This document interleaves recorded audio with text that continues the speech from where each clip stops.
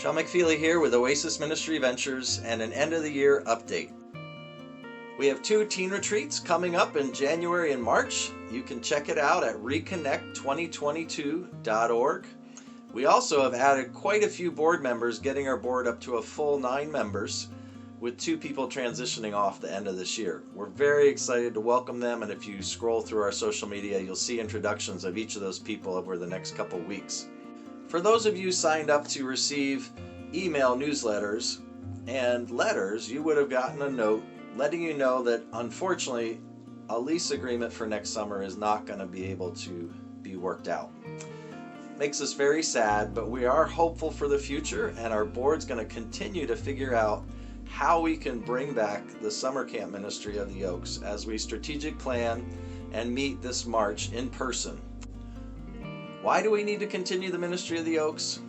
Well, I was speaking to a local urban ministry leader who has taken their students to a well-known camp in the area for several years. They expressed their appreciation for this camp and its generosity towards her group. However, there was a reason they sought us out. Each year they would by and large be the only black and brown group and came from a different demographic and culture than the dominant culture represented at this camp. While the teaching was great and they experienced the love of Jesus, something was missing. Other campers and staff they could identify with, who looked like them, understood their culture, and had similar experiences growing up.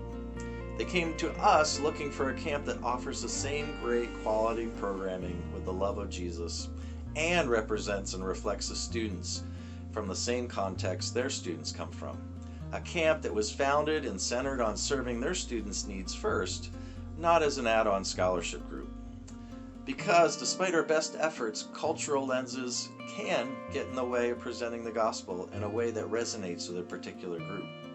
I know if staff are not cross-culturally equipped, they can make unfortunate cultural blunders, and even when equipped, it is still challenging to build trust as a cultural outsider. Paul knew this when he said, "I have become all things to all people, so I might win all the more." And we see how Peter stumbled by putting his Jewish cultural beliefs over top of the gospel and snubbed Gentiles to the point where Paul had to get up in his face. And Peter was an apostle. She believes her students will be more responsive to the gospel at a camp that reflects their culture and demographic more closely, and she wants them to have Christian role models that represent the cultures where her students come from. The reality is that's what we had at the Oaks. The Oaks was built from the ground up to serve our urban communities, and with staff that were missional believers equipped to cross cultures, and indigenous leaders reaching back into their communities, unified in their purpose. And this really is what we are working to bring back.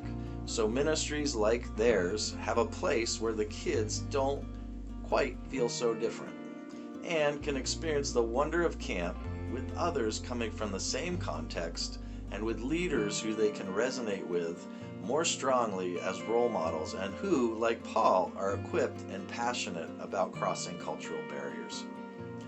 So that's where we're at. That's why we're doing what we're doing. That's why Oasis Ministry Ventures continues to press on as we bring our teen retreats back, as we expand our board, as we engage in a time of discernment and strategic planning to see how we can bring back the ministry of the Oaks. So we're shifting our pace.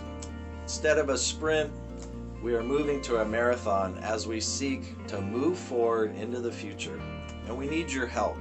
We need sustaining members over this next year who will give faithfully on a monthly basis to allow us to continue to have at least one full-time staff person and a half-time staff to move forward and to put together the plans to bring the ministry of the Oaks back, particularly the summer camp ministry.